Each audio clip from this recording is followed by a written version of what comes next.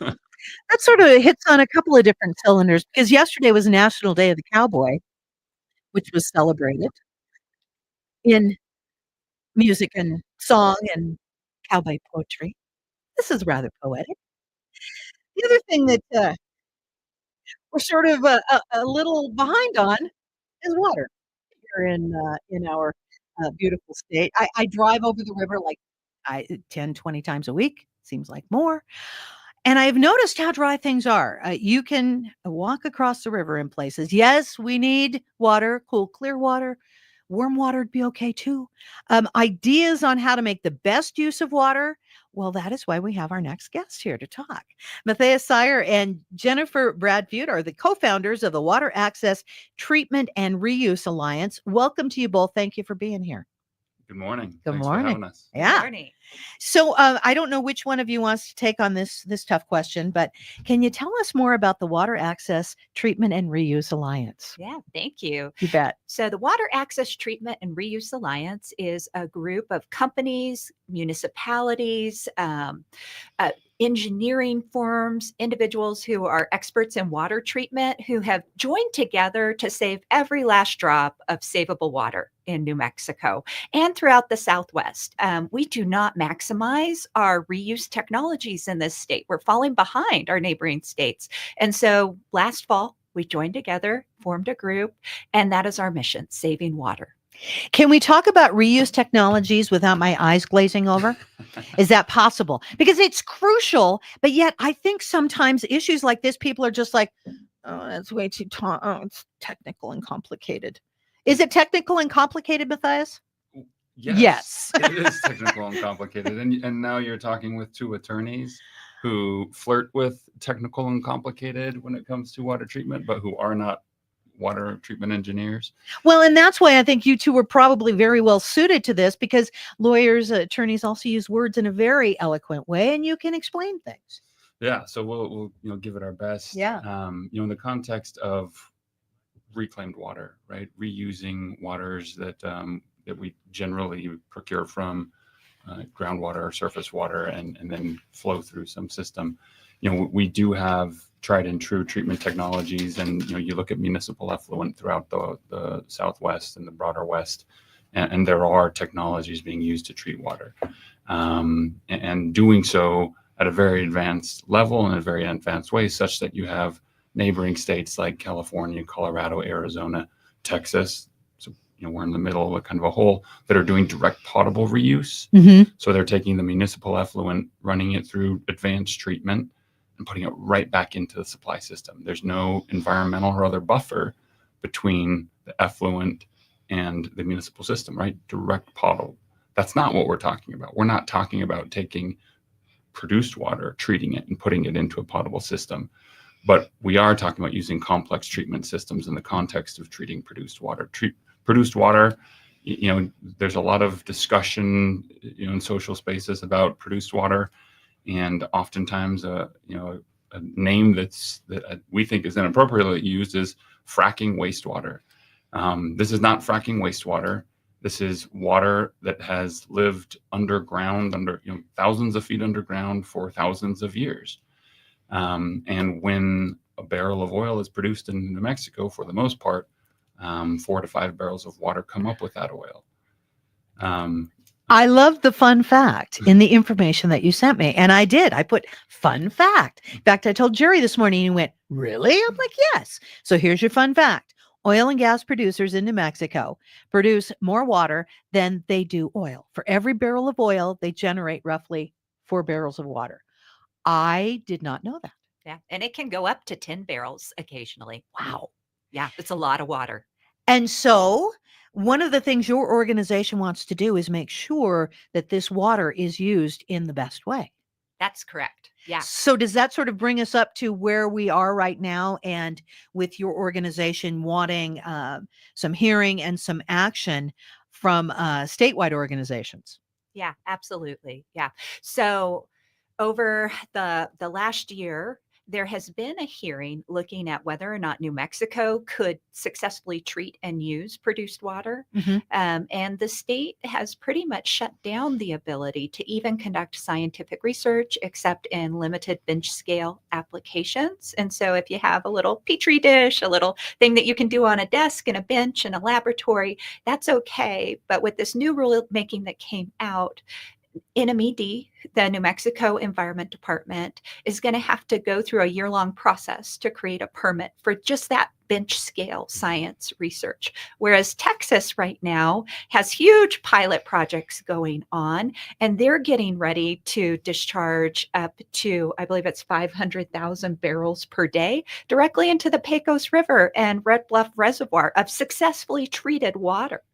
And so we're falling behind.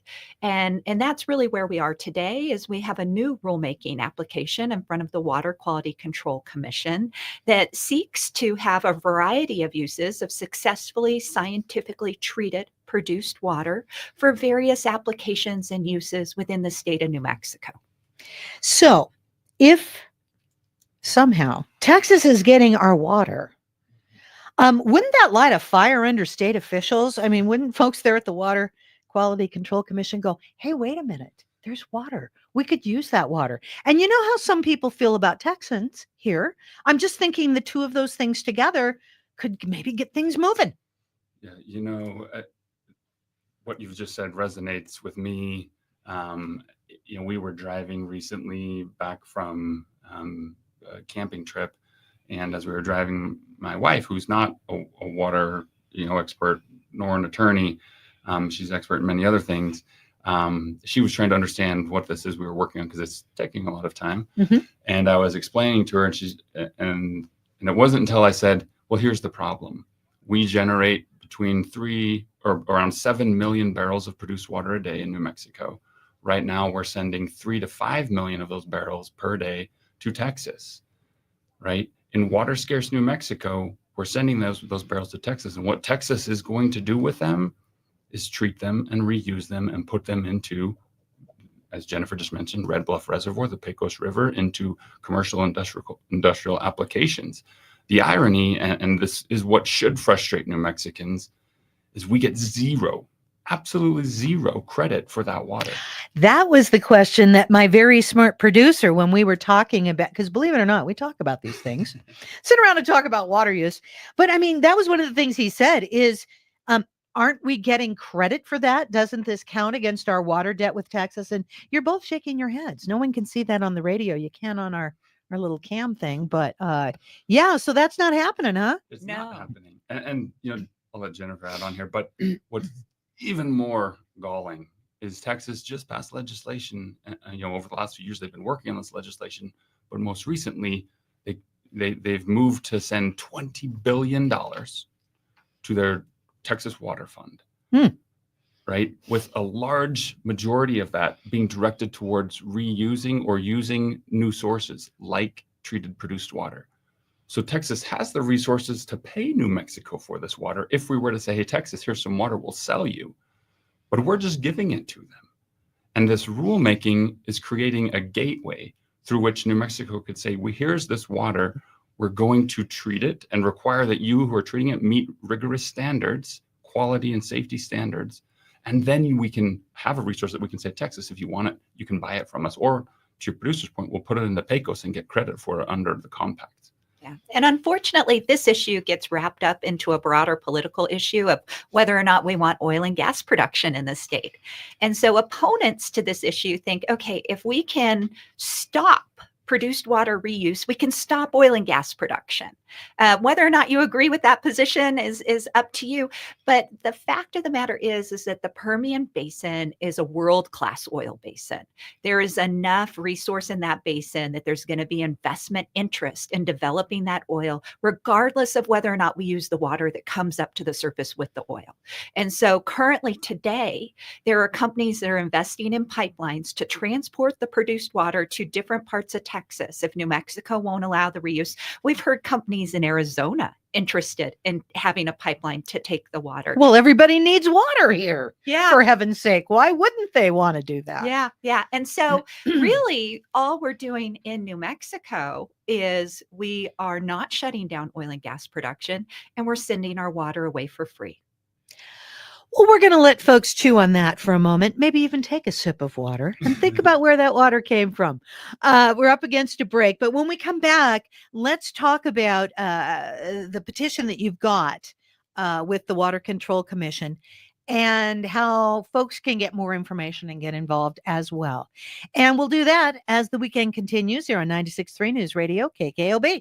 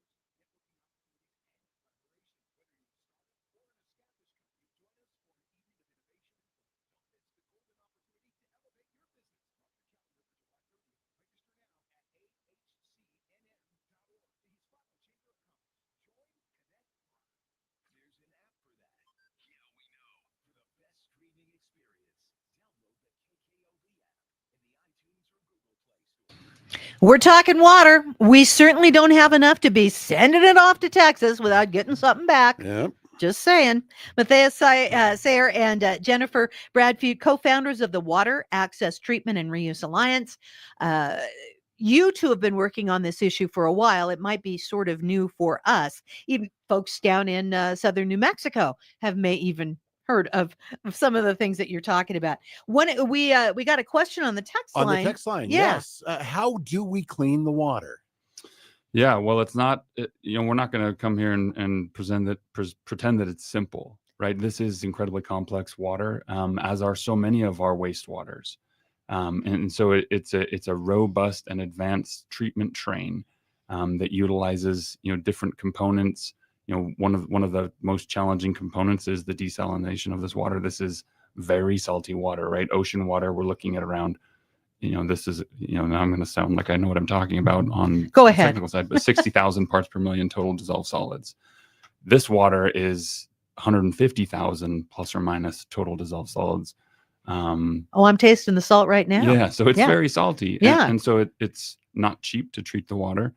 But then we've also got organics and inorganics that need to be brought out. And that occurs either through membrane technology, through chemical usage. So there's different chemical treatments that will draw out some of the organics and inorganics. And then there are kind of more standard thermal processes through which desalination occurs, and some of these other organics and inorganics can be captured. So there are a variety of methods. None of them are simple, but all of them exist. So all of this technology is achievable at this point, and that sort of brings us to what you would like to see, the petition that you have before the Water Quality Control Commission. So let's, boy, we don't have much time. Let's talk about what it is you would like to see, and then we will have you on again for next steps. How's that? Because I know there's a hearing coming up October-ish. Something like that. It'll likely be early December now. Okay. So, with this petition, science evolved quickly within the last year and a half. We have had a number of fantastic scientists working on this issue. Many of them at New Mexico State University, which has become a leading academic institution and research institution on the treatment of produced water. They are working with other academic institutions in West Texas and throughout Colorado. And based on that new science that has come out, we worked with a group of technical experts and scientists for about 9 months in drafting rules based on the data that came from the experiments. And we put forth a new petition that the Water Quality Control Commission is going to hear. They decided that they're going to hear that petition. And it sets out safeguards. There's a number of safety belts throughout the rule that we are proposing to make sure that there's safe, effective, science-based treatment of produced water. And what we're asking folks to do is to come and support this reuse petition. We want to save every last drop of water in New Mexico that we can save. And the other thing I wanted to add is the scientists that we've worked with, when they look at direct potable water, so your wastewater within a municipality, you've got all kinds of chemicals that people flush down their toilets. Think about Drano. Oh boy, yeah. Yeah, I've got a teenage daughter at home. She puts things down the sink, right? And sometimes you have medications that go down the toilet, down the sink, throughout the whole city. Right. And they can successfully treat and remove all of that in big cities. Phoenix is doing it. Denver does it. Through big cities in Texas do it, and they go to direct potable reuse. Produced water is not that complex. And that's one of the main takeaways that I have gotten from an professor at the University of Colorado. So is produced water complex? Yes. But we have treatment systems in place that can take it down to a distilled water quality. Where it is pure, refined water. And then it has to be remineralized, but then it can be used. So how do folks get more information about this? How do they get involved in this conversation? And the hearing's going to be held down in a place not here. So is there a way, remotely they can become involved? Yeah, there definitely is. And well, we don't have a hearing date. Right now it's looking like early December, and we don't have a hearing location. I think it is important to note two things about the rule: its limitations in scope. It is limited in scope in terms of what the water can be used for. We're not proposing to put this water into anyone's municipal system, right? It's limited to non-potable purposes, primarily focusing on industrial and commercial uses. And then it's limited in scope geographically. So it's limited to 13 counties in New Mexico. For reasons that seem obvious to us, we've limited in scope to those counties that actually generate produced water. There's not a lot of it being generated in Santa Fe County, right? And so there's not much utility in having a rule in Santa Fe County that allows you to reuse produced water. Right. But we'd love people to come to the Water Access Treatment and Reuse website or the WQCC website, where you can find the petition and information about how to get involved. And you can become more involved right there. We want to thank you both for coming in. Please come back, especially once you get a hearing date, and then we can really lay out the groundwork on what people need to do, because it just seems like water anywhere in the state is precious. So we need every single drop we have. Matthias Sayer and Jennifer Bradfute, I believe, agree with me, co-founders of the Water Access Treatment and Reuse Alliance. Coming up next, maybe it could be one of the glooms we put in Old Man Gloom this year, our water issues. Zozobra with opposable thumbs, what? We're going to talk about that too, and the possibilities as the weekend continues on 96.3 News Radio, KKOB. Good to have you along.